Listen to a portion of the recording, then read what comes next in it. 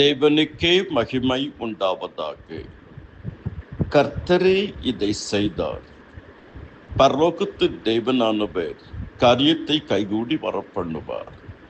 கர்த்தர் எனக்காக யாவையும் செய்து முடிப்பார், அவருடைய கிருபை என்றும் உள்ளது. கர்த்தரே ஆதாமுக்கு அறுவை சிகிச்சை செய்தார். ஆதியாகமம் 2:21-22.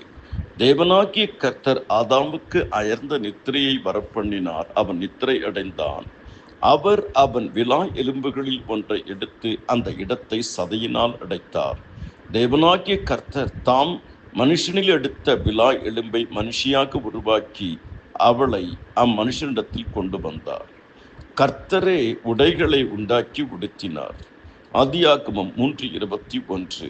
தேவனாகிய கர்த்தர் ஆதாமுக்கும் அவன் மனைவிக்கும் தோல் உடைகளை உண்டாக்கி அவர்களுக்கு உடுத்தினார்.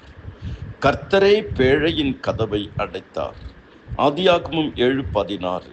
தேவன் நோவாவுக்கு கட்டளையிட்டபடியே ஆணும் பெண்ணுமாக சகலவித மாம்ச ஜந்துக்களும் உள்ளே பிரவேசித்தன. அப்பொழுது கர்த்தர் அவனை உள்ளே விட்டு கதவை அடைத்தார். கர்த்தரே மோசையை அடக்கம் பண்ணினார். உபாகமம் 34:5-6. கர்த்தரன் தாசனாகிய மோசே மோவாப் தேசமான விடத்தில் கர்த்தருடைய வார்த்தையின்படியே மரித்தான். அவர் அவனை மோவாப் தேசத்தில் உள்ள பெத்பேயோருக்கு எதிரான பள்ளத்தாக்கிலே அடக்கம் பண்ணினார். இந்நாள் வரைக்கும் ஒருவனும் அவன் பிரேத குழியை அறியான். கர்த்தரே 10 கற்பனைகளை எழுதினார். யாத்திராகமம் 24:12.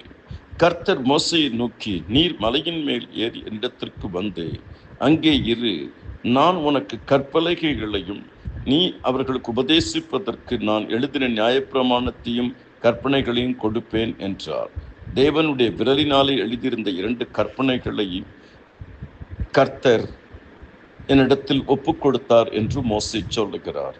கர்த்தரே இதை செய்தார்.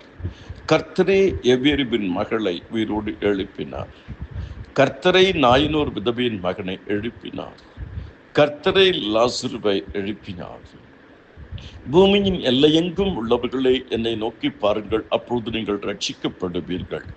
பரலோகத்தின் தேவன் தாமே உங்கள் ஒவ்வொருவரையும் அபரிமிதமாக ஆசீர்வதிப்பாராக. தேவரீரன் விளக்கை ஏற்றுவீர். தேவனாகிய கர்த்தர் இருளை வெளிச்சமாக்குவார். நீ எகிப்து தேசத்திலிருந்து புறப்பட்ட நாளில் நடந்தது போல உன்னை அதிசயங்களை காண பண்ணுவேன். தகப்பன் தன் பிள்ளைகளுக்கு இறங்குறது போல கர்த்தர் தமக்கு பயந்தவர்களுக்கு இறங்குகிறார். நிச்சயமாகவே முடிவு உண்டு. உன் நம்பிக்கை வீண் போக்காது. கர்த்தராகிய இயேசு கிறிஸ்துவுடைய கிருபைகள் அனைவரோடு கூட இருப்பதாக. ஆமென்.